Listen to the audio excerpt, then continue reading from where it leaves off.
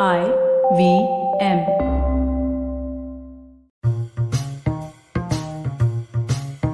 Hello and welcome to the Wire Talks. I'm Sidharth Bhatia. Almost any service one goes for nowadays, one has to hand over Aadhar and PAN card details. Aadhar was originally supposed to be only to ensure that government benefits went to the right person. But now the tax authorities, banks, mobile companies, hospitals, and even the Election Commission ask for the Aadhar number. The implications are clear. The details are now known to a variety of institutions, and any activity of a citizen can be monitored. The worst part is that in many cases, quite a few cases, these details have been leaked into the public domain and are liable to be misused. The Private Data Information Bill was supposed to address this, but the version presented by the government in 2017 was flawed. Nonetheless, a dialogue was going on to remove these flaws in Parliament and outside when suddenly last week the government withdrew the bill. After 5 years, the Internet Freedom Foundation has been in the forefront of fighting for individual privacy protection. Apar Gupta, who is the executive director of the foundation, is here with us to explain the bill and the implications of the withdrawal. A lawyer by training, he says he's been working for 10 years as a lawyer. Apar now specializes in internet policy and its implication for the citizen, which is you and me. Apar Gupta, welcome to the Wire Talks. Thank you so much for having me here, Sidharth. First of all, please explain for the lay audience, and that includes me, why privacy of data is important. Sidharth, anything we have read in the news recently has an element of personal data attached to it. That's because we are living in a digitized society. The Telecom Regulatory Authority of India estimates that there are more than 650 active internet connections in India. And in some cities, such as in Delhi, there are more mobile connections with internet than people itself. In fact, it says that for every one person, there are about 2.5 connections. It means that our personal, professional, social activities are being mediated through technology, and technology at its base exchanges data. But why should it concern an individual? Why should it concern society? And for this, we at the Internet Freedom Foundation actually explain how data protection, which is what this bill is about, is something which can make a huge difference to your life, improve your life, make your digital transactions much more secure. So just think about some issues which have gathered press in the recent past. It may be the Delhi police querying all donor details from a payment processing company because it was hosting a fact-checking website, Alt News, and this was Razorpay. It may be period tracking apps, which are used by women quite often, which are now selling that data to other companies to profile these women, and it can be used for sending all kinds of ads on social media, including your Instagram, which is why a lot of people say, why is this ad being shown to me? It's not because it's only creepy. It's also because it is actually presuming a sense of intimacy with you and knowing you and thereby disturbing you. There are many other issues I can flag, which are very, very vital and can be governed by data protection laws, such as political parties using our data, such as random phone checks by police, such as our virtual assistants, such as Alexa, Siri, or even when we enter a building society these days and we are asked for our number and it goes into apps such as MyGate. So basically what you're saying is that because of the virtue, or not rather virtue, but because of this pressure imposed on me to give my Aadhar details or telephone details everywhere, and my phone is connected to the internet at all times, I'm a vulnerable person, not merely from private companies, but also from the government, because state agencies like the police can easily, without any kind of control over their regulation, over their activities, track every activity of mine. What time did I log on in the morning? What time did how much money I put in the bank? Who did I call? Simple things like that, which I should assume are private only to me. Yes. So you've just pointed out a couple of instances, but this is truly dangerous, isn't it? Yeah, it's dangerous because a person is not in control. Now, some people who might be listening to us may be thinking, wow, Apar is an activist, Sidharth is a journalist, but how's it concern me? I do a regular corporate job, I draw a salary. Well, it concerns them because a data protection bill is not only about people who may have something to hide, which is the argument we quite often see. And that's a wrong argument. I'll come to that later. But here's the thing, for every average Indian, data protection is important because data protection gives you the right to access your data from the government as well as from companies. When you can access data they hold about you, you get to know how much they know about you, which is a sense of power, right? How are they using that data? How did they collect it? Did you consent for it? You also have the rights to modify it if it's needing correction, which is the regular example. Why am I getting this message from this bank when I don't have an account there, right? And all of this data can potentially land you in trouble. There are other things with the data protection law. It obligates the government and companies to keep your data securely. So all these thefts, financial frauds which are happening, and you can look at the National Crime Records Bureau reports, it's ballooning because a lot of the personal details which we share with entities over a period of time are collected, profiled, and sometimes used maliciously by people to gain access to our bank accounts or to initiate fraudulent transactions. So, Sidharth, I would say that it is an issue about democratic rights, but it's also in the very day-to-day for every ordinary individual. And that's why it's really important for them to understand this. You know, Apar, how did things reach this pass? Because we all remember, some of us may remember, that there was a time when we were told that this will just be for welfare purposes. Now you can't take a step. You know, I heard of somebody, an old senior citizen who passed away in a hospital. And while he was admitted, they asked for the Aadhar card details, but we didn't have them because I was helping this family. And at the end of it, when he passed away, they said, but we need to have the Aadhar details to release the body. Now, they couldn't show us any documentation for that. The family was distraught. And finally, when the family took the body to the crematorium, they brought it up, but they brought it up. I could see that they were very weak about it, so we pushed our way through. But this is atrocious. How did things reach this pass?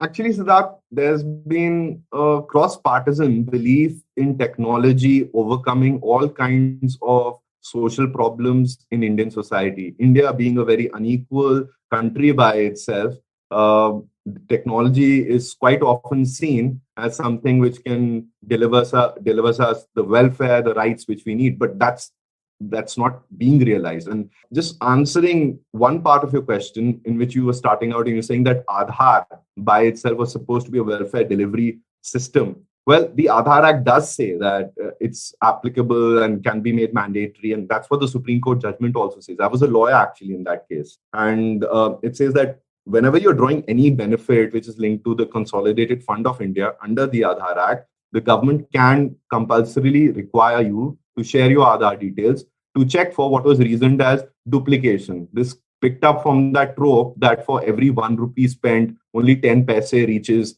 the beneficiary. So to check duplication, that one person is not drawing benefits under the names of 5 others or etc., that kind of leakage. But actually, Aadhaar has always been a system which has been envisioned by its proponent, Mr. Nandan Nilekani, as being a much more universalized system. Yesterday, I was reading his book with Viral Shah called Rebooting India. It has a chapter actually on why Aadhaar needs to be linked to electoral rolls, which has happened in a recent session of Parliament. And now this month, the Election Commission will start linking Aadhaar with electoral rolls. He says the same deduplication can help ensure that bogus voting does not happen. And in fact, the genesis of the Aadhaar project itself was through a report of the Technology Advisory Group for Unique Projects. And it was given on January 31st, 2011. Again, Mr. Nilekani to Pranab Mukherjee was the Minister of Finance for that time. And that says that Aadhaar needs to be linked to banking, mobile services, and bank accounts. It's very essential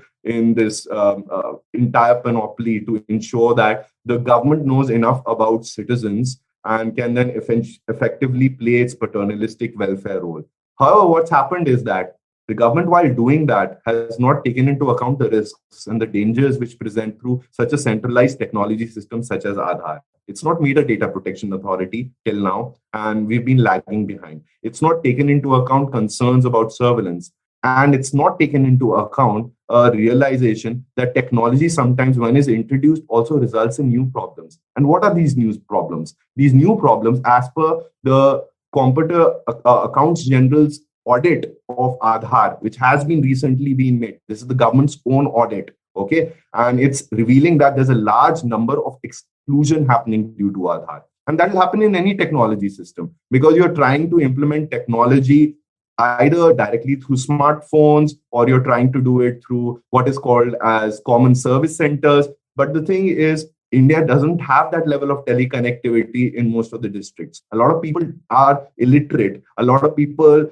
don't know how to access technology even through an intermediary. And it causes exclusion. For instance, biometric verification of irises and thumbprints does exclude people who have motiabind, who are old, who are manual field hands by itself. So I'll stop here, Sidharth, but I think a much more holistic social examination of technology, which could have been drawn from an interdisciplinary approach, has been lacking. We've trusted technologists and technology too heavily in the recent past. Yeah, that we know, and I think anyone who's read even books of the 1960s and 70s realizes that technology can be a monster and go against what you want it to be used for. But tell me this, wasn't the data protection bill supposed to address some of this?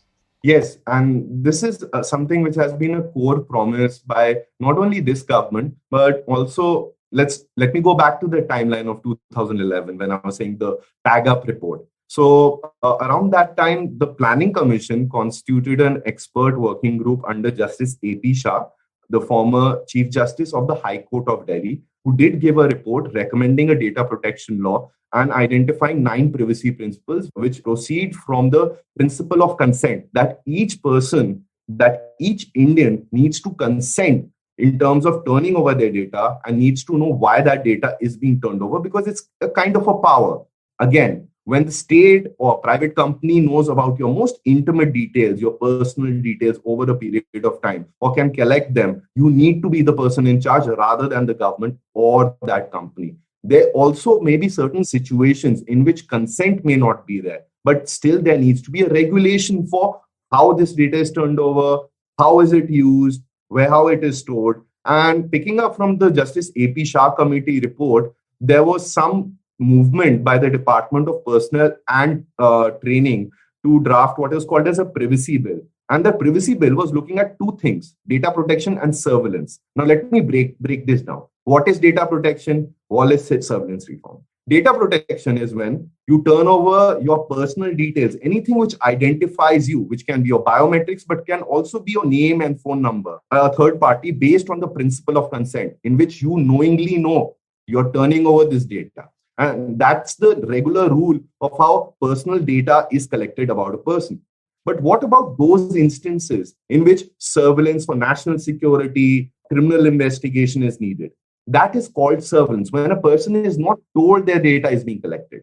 And India woefully lacks in regulation on both aspects. So in 2014, the Department of Personnel and Training started drafting a Privacy Act, which had both data protection and surveillance reform. But it came under an incredible amount of friction and obstruction by the intelligence community in India. They said, oh, we won't be able to safeguard national security, etc., if this privacy bill goes through. And it was stalled in 2014. It died there. Now you have the new government come in, with the Modi government come in, and it promises again that with the Digital India program, we will make a data protection law. But its promise comes when the Aadhaar and the right to privacy hearings start being activated. So it's almost as if the government is reacting to what the Supreme Court may do when it pronounces a right to privacy judgment.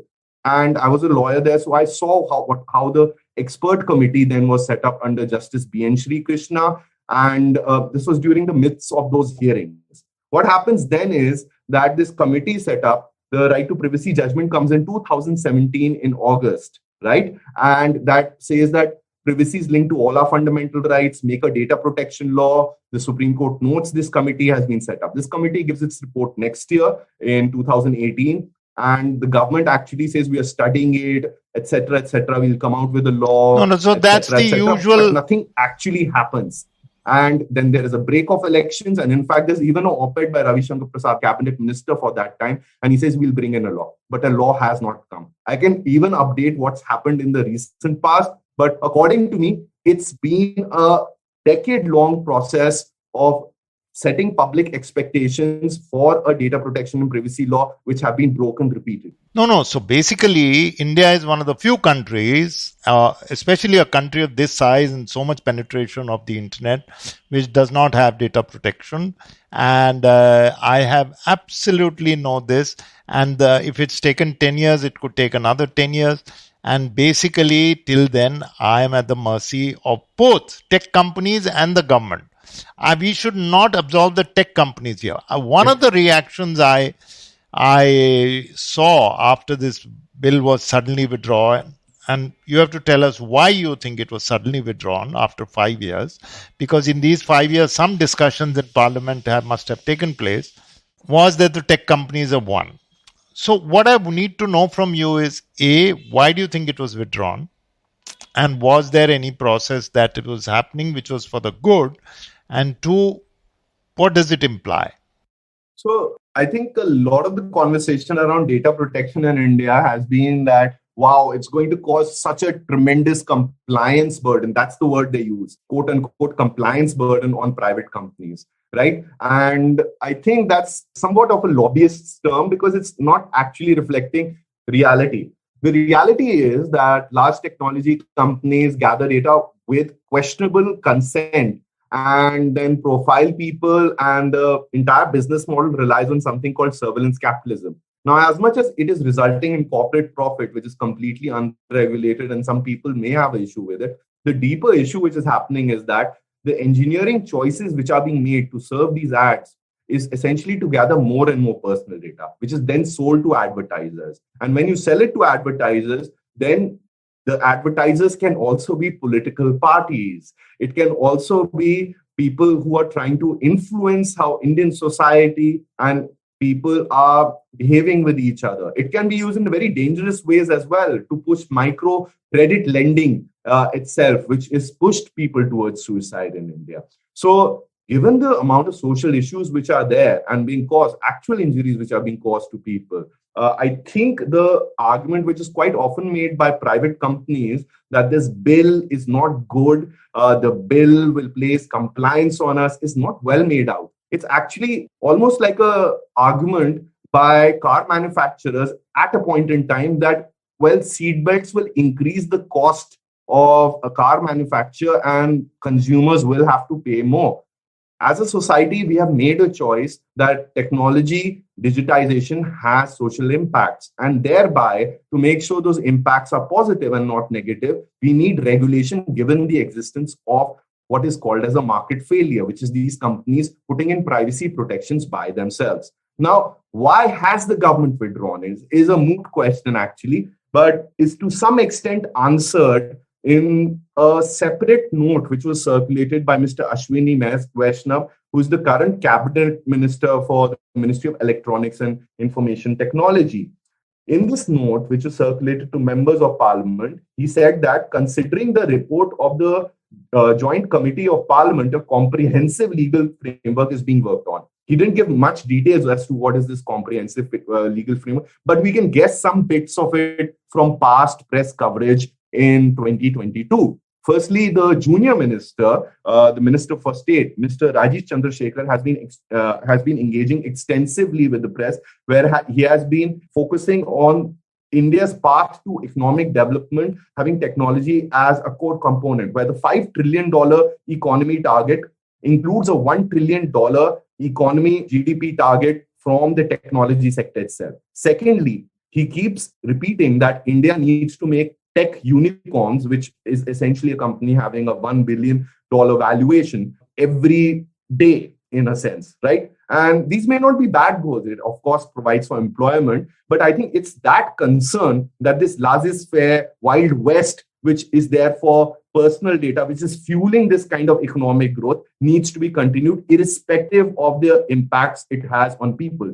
For instance, let me name one company, Byju's, and let me name the impact it's had on people. A lot of people say it's India's biggest unicorn, right? But you have so much press which says that its practices are predatory, it missells products to young people, as well as there is a huge amount of concern that how it uses data with respect to minors and how it monetizes them, given its privacy policy is not the best. So you need a data protection authority to ensure that companies such as Byju's make their processes in such a way which are not inefficient, cars without seat belts, having poor emission standards, but actually implementing good technology and being for future ready. Ultimately, if India wants to build for the world, a much more long-term view is to have data protection, because that guarantees user trust, and then our companies can build for the world, because the Europeans already have the general data protection regulation. The United States is talking about it. And as per Graham Greenleaf, who's a professor, India ranks very poorly compared to most common law countries in its absence and complete legal vacuum of not having a data protection law.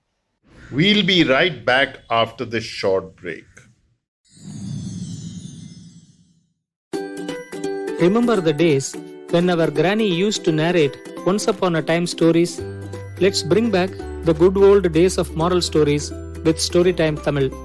Hi, I am Ravishankar Balachandran, host of Storytime Tamil podcast.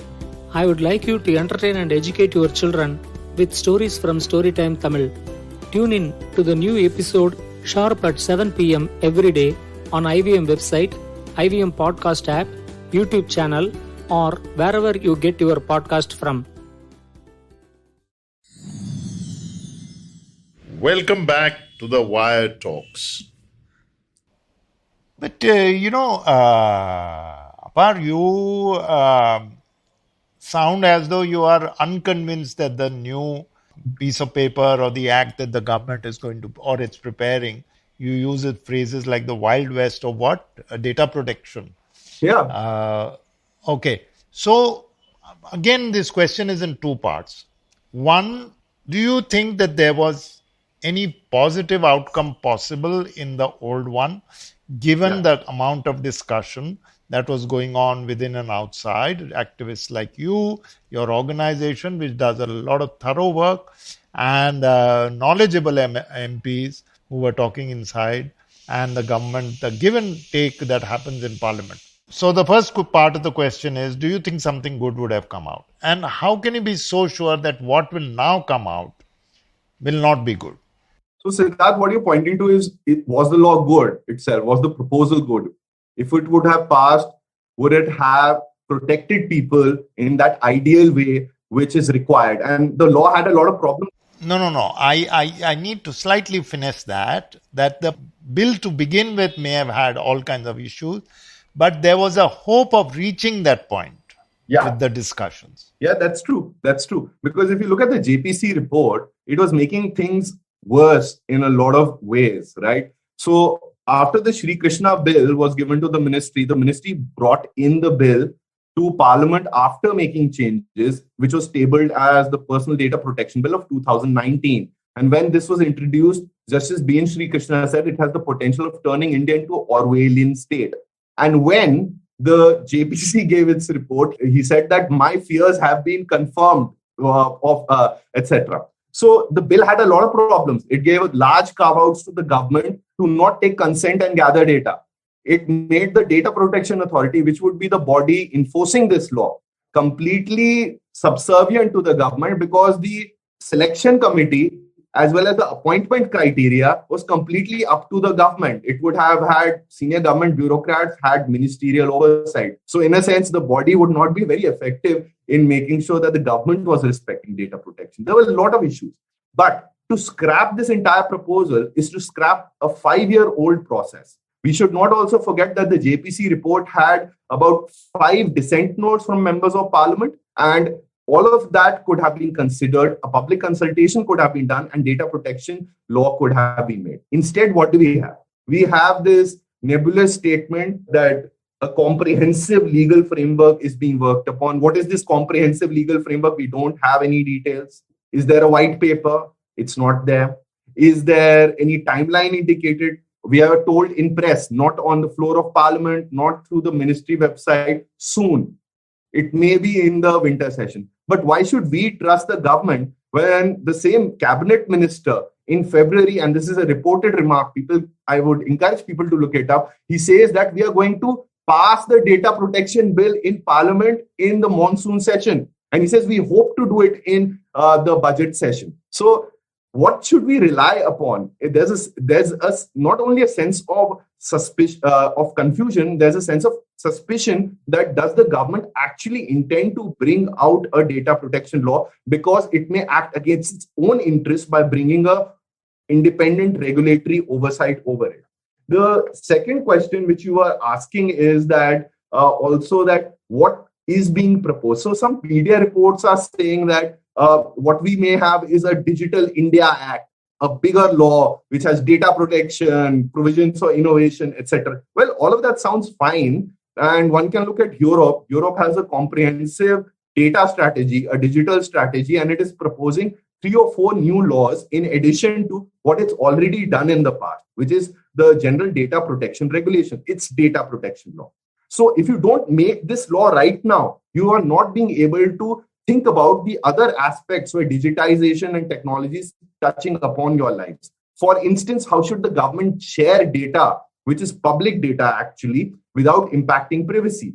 How should large gatekeepers and Silicon Valley platforms be governed beyond data protection? Because there are more issues which emerge. For instance, their gatekeeping power. For instance, Amazon allowing somebody or not allowing somebody to be on its website, etc., etc. These issues can only be considered because technology is touching upon a broad area of our lives, not through one comprehensive law, but through a data protection law at first, which is good, rights respecting, and then through other laws. Because one thing I'd just like to end by saying, like, a lot of people describe the age we are living in when they're talking about it a bit more optimistically as the fourth industrial revolution in a way, right?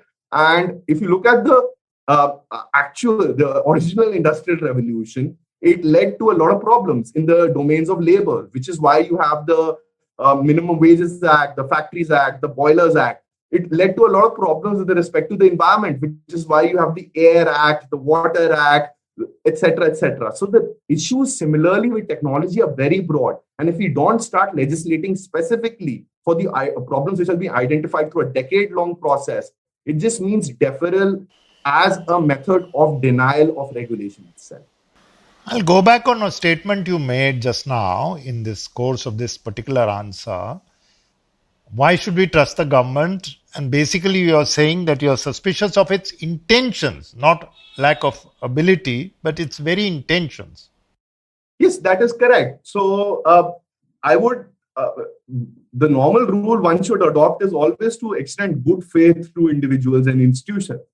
However, good faith is not a presumption which is fixed in stone. Based on recent instances in which ministerial statements are not pointing to any clear path forward on regulation of the technology sector, specifically with respect to data protection, surveillance reform, all of this becomes questionable. Sidharth, I would like people to think about that. How is our data gathered and how are people profiled and targeted close to elections? How are political parties gathering our data? Wouldn't it impact the interests of the power center, not only of this government, but also other persons as well? Secondly, think about Pegasus.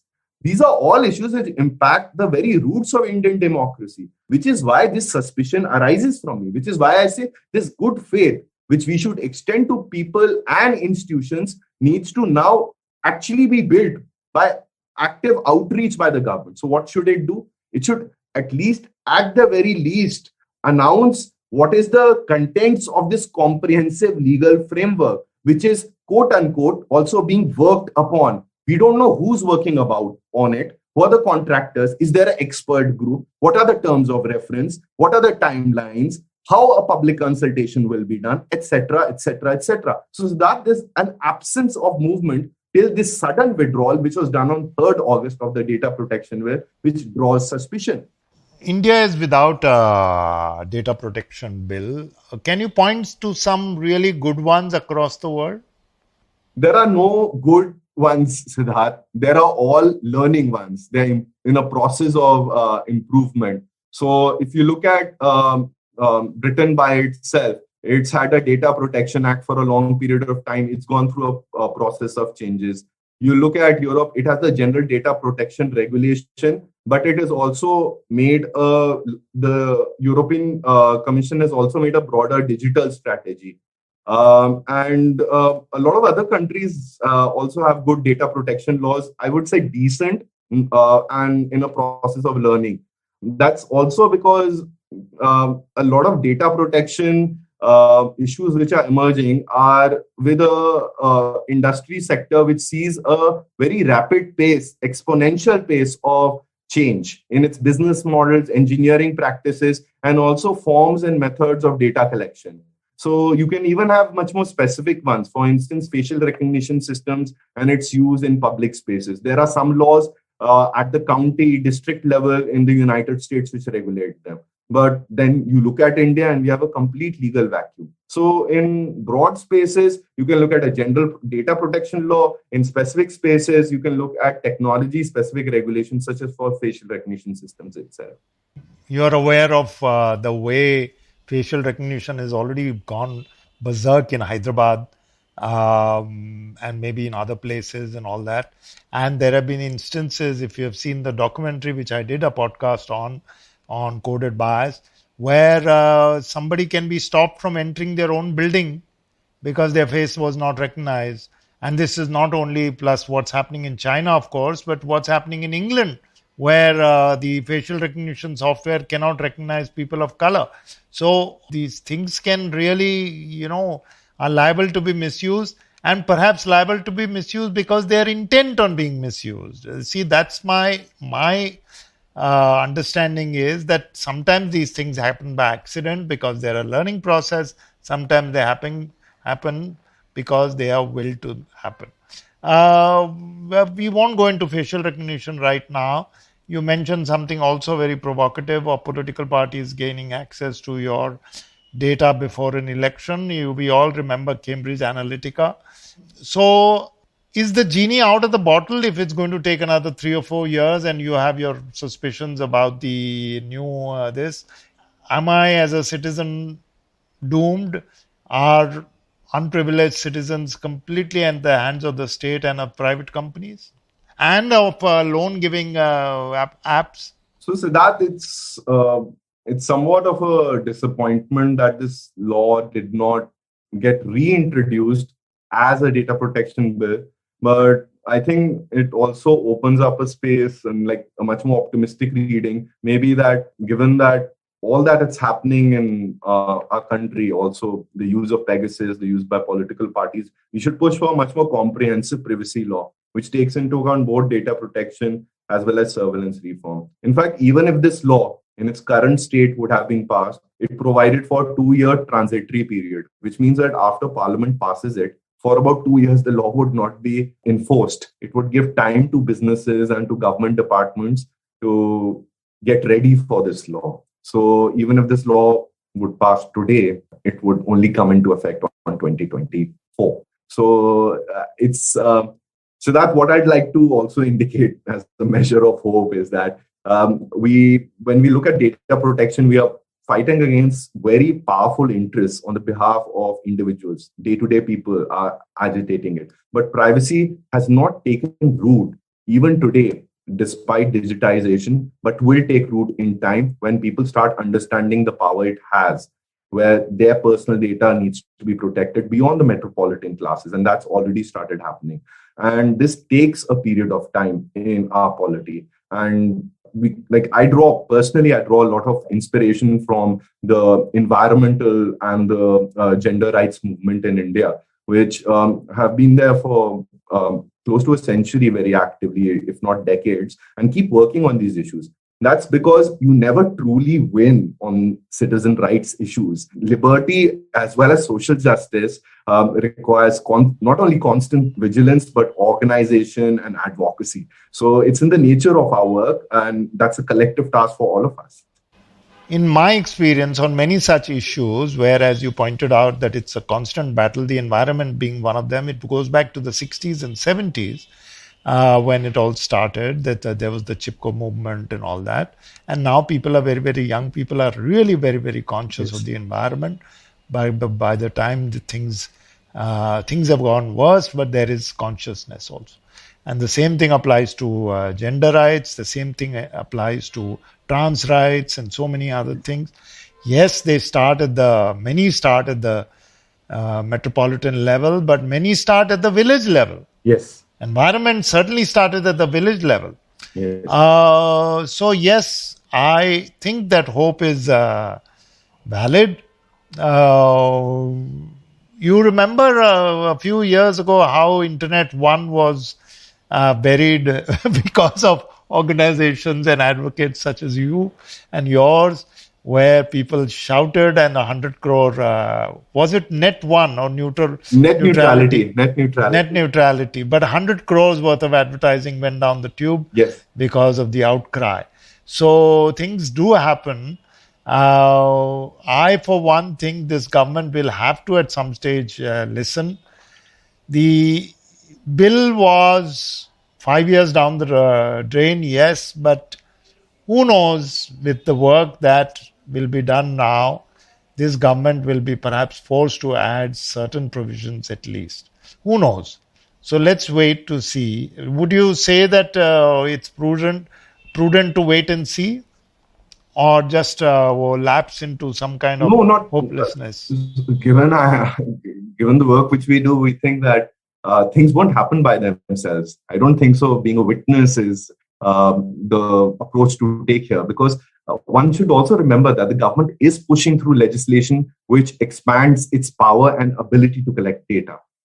Either one example I gave was a linking of Aadhar with electoral rolls. The second example I'll give is the Criminal Procedure Identification Act 2022, in which again biometric samples can be taken from suspects and be databased. That's a recent law which is passed. But at the ministry level also, they're coming out with really, really awful and strange policies, which they sometimes do take back after public outcry. One was the India Data Accessibility and Use Policy, which initially said that our data, which is kept by government ministries, can be sold by them.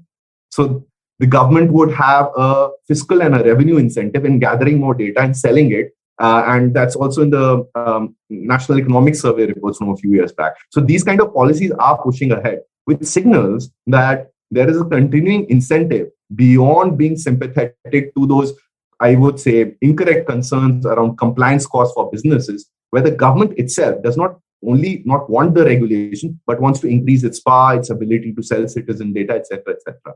So I would say, rather than wait and watch, let the events of the past decade, especially the past 5 years, inform our worldview, in which we know that personal data is very important. A law for that is very much needed, and it won't happen by itself. We'll have to push this in conversations. We'll have to keep agitating for this. Lastly, I want to ask you a question regarding what you guys are doing and what others like you are doing. Do you get a hearing if you push hard enough? Yes, certainly. So the government is not a monolith by itself. We do participate in public consultations. Like, of course, the format and the level of participation may not be a guarantee. You may not have an equal seat on the table. That's what I like to indicate. But if you push enough, you do get invited for public consultations. The government does it at the ministerial level, but it may not actually listen to you and the concerns which you are raising. It may pass that into law. And then, of course, you go to court and you challenge it, right? And it's not as if the courts are also, as many people would say, completely compromised. That may happen in certain specific categories of cases. But if you look at certain things which have come to pass, which would impact individuals' privacy, as well as freedom of speech with respect to technologies, just look at the IT rules which were made in 2021, in which 3 different high courts have given stay orders. And we've been involved in 2 of them. So I would say, as long as we do our work and we do that very carefully, being objective, also supporting certain policies, certain things, and engaging with institutional process, not only at the government level, but at the institutional level, there is a fair chance, even in today's climate, in getting some kinds of incremental victories and positive movements towards data protection. Of course, none of this happens, Sidharth, without large citizen mobilization, online or offline, without large consciousness and social values in favor of these goals. For instance, you took the example of net neutrality. We would not have net neutrality against the telecom companies as well as Facebook if people would not have sent those emails to the Telecom Regulatory Authority of India in a public consultation. So that's a much more important element of the work. That's the much more tougher part of our. It's not getting a hearing from the government. It's maintaining that faith of every ordinary person and making them aware enough to engage with the government consultation process, knowing that these citizen issues, these public policy conversations need to reach the actual people who are impacted, the public. Speaking of Pegasus, since you've been mentioning it two or three times, the committee is supposed to have submitted its report, and reports are indicating, we will not draw any conclusions, that Pegasus was not bought by any government organization. But we'll wait. I think, as you pointed out, pushing, shoving, citizens' partnership does make a difference in some cases. So let's hope. On that note of hope, we'll end this conversation. Thank you, Apar, and more power to the Internet Freedom Foundation, which is doing such stellar work. And that was Apar Gupta, Executive Director of the Internet Freedom Foundation, which is I would say an NGO, not-for-profit body of citizens, of lawyers, which does some good work on trying to push the citizens' case when it comes to data privacy and associated issues. This conversation becomes extremely important given that the Data Protection Bill was suddenly, after 5 years of consultations, withdrawn from Parliament last week. We'll be back again next week with another guest. Till then, from me, Sidharth Bhatia, and the rest of the Wire Talks team, goodbye. You can check out this podcast and other interesting ones on the Wire website, the IVM podcast website, app, or wherever else that you get your podcasts. Goodbye from me, Sidharth Bhatia, and the Wire Talks podcast team. Hello, everybody. It's been another great week on the IVM Podcast Network. Advertising is Dead is back. Varun welcomes Arjun Vaidya, founder of Dr. Vaidya's, on the first episode. He talks about taking Ayurveda to urban Indians and imparts some marketing strategies. On Paisa Vaisa, Anupam talks to Shreyhit Karkera, co-founder of Ditto Insurance and FinShots. They discuss the intricacies of the insurance process. On All Things Policy, the Takshashila folk break down the deep economic crisis taking place in Pakistan right now. On Cock and Bull, Cyrus Ayushi, Shreyas and Abbas discuss the Prime Minister's call to put the national flag as a WhatsApp DP. And on the Life Manifesto, Zarina narrates the inspiring story of a blind man who handled his disability in an inspiring way. I'd like to remind you all about our merchandise once again. We got some amazing stuff out there with more coming soon. But go to the IVM Podcast website and check out our collection of t-shirts. You have to click on the shop tab and we'll take you to our partner Grow 91's website. Do follow us on social media. We're IVM Podcast on Twitter, Facebook, Instagram, and LinkedIn. And remember, if you're enjoying this show or any of our other shows for that matter, please do tell a friend. Hey, you want somebody to talk to your shows about, right? So talk to them about them. Also, don't forget to rate us on any platforms you're listening to us on. And remember, you can check us out on YouTube. And finally, we would like to thank our sponsors this week, Bode Lifestyle, Small Case, Capgemini, and Intel vPro. Thank you so much for making this possible. Don't you think that if everyone around you is getting smart, you better be smarter? Hey there, I'm the traveling professor Sidharth Deshmukh, and I'm back with season 2 of my podcast to make you smarter. Smarter with Sid. What's this season's focus about? Well, it's about 10-minute nuggets that will make you stand out at work. It's time to go from smart to smarter. Tune in every Tuesday and Thursday and become smarter with Sid.